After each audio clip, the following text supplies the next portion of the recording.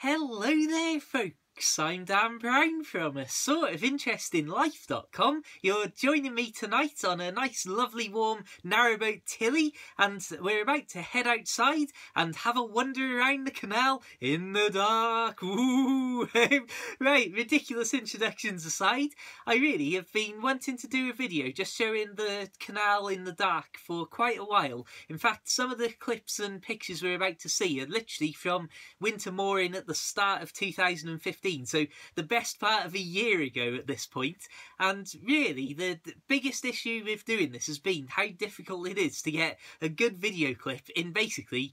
completely dark conditions in the middle of nowhere, goodness knows how far away from the nearest street light. So there's a lot of photos with the flash to try and give you a hint of what it's like when I'm doing these random wanderings around that I often say and talk about, how I try and split up the days if I'm doing a lot of writing or video editing on board, with a few walks spread out over the day just to stop me back seizing up now I'm an old man, and generally just, well, wanted to show you what it's like being out on the canal in anything other than the daylight, as I also, as many of you may know, do an awful lot of cycling to and from the boat at ridiculous hours of the day if I'm going to or from work in complete darkness in the mornings. And then, as I've said in the past, I mean, even just, I think maybe 2 months ago, I was cycling down the roads and lanes of Shropshire. I think it was about 4 AM. So yeah, I get to see the canal and the scenery around it in all sorts of conditions, I'll say that much.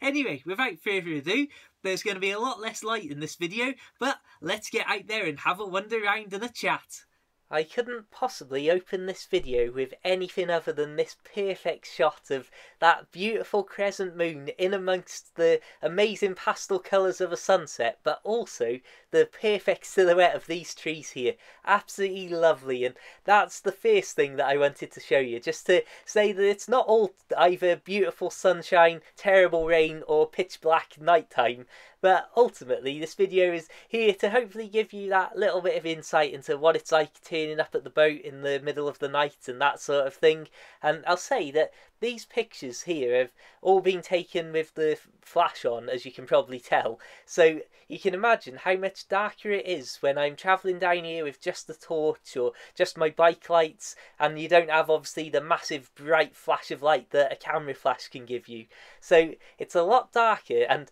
it's not necessarily as dark as this video clip here, but in terms of actual like seeing the details, it's very often sometimes a case of what can you see against the horizon and the sky with that sort of blue sort of hint that the night sky tends to have. There's certainly places though along the canal where if there's a lot of tree covering and a steep bank that rises up from the canal, such as Colmere, where you may have seen one of my recent videos where I just pointed the camera around for 1 minute to show you how unbelievably silent it gets in some places out on the canal. But there's certainly places like that where the darkness when you're on board is, well, it's almost complete, and you'll see light coming in through the one window of just that inherent sort of light of the night sky and the moon and the stars or whatever there is out there. I believe Venus, I'm sure it's Venus, is apparently at its strongest able to cast shadows on Earth, but I don't know about that one. Anyway, we're getting distracted. But I suppose really we're not, because as many of you who've watched these videos for a while may know, astronomy is something that I do absolutely love, and it's one of the things that was a great sort of benefit and something that really drew me to boat life to a certain extent, knowing that I'd be able to literally moor up in the middle of nowhere, as you've seen in these incredibly dark places, and just step out onto the towpath and be able to set up a telescope, or more recently just look up into the sky and see untold amounts of stars. Now we're looking across here at the Lion Keys, which some people may know from my other videos, and it appears there's some sort of wedding going on with that disco in that room there. The Lion Keys definitely being somewhere that I learnt to moor up just a little bit further down from over the weekends, just in case you got your own late night musical backing, if you catch my drift with that and what you've just seen there. Now, if we have a look at some of the mechanisms here around the New Martin locks, I would definitely say I don't advise you to be going out anywhere around locks in the dark,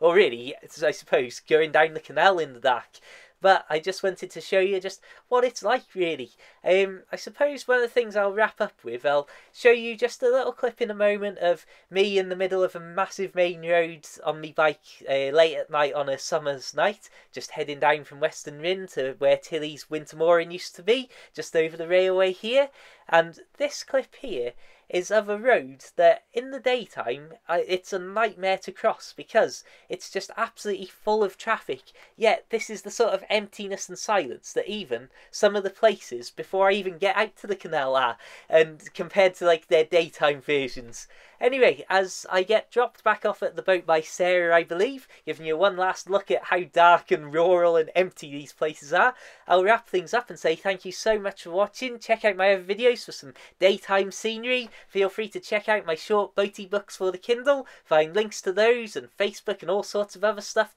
with me and boats on it in the description below. Until the next time, keep it bike light worthy, keep it boat worthy. Have a fantastic day and farewell.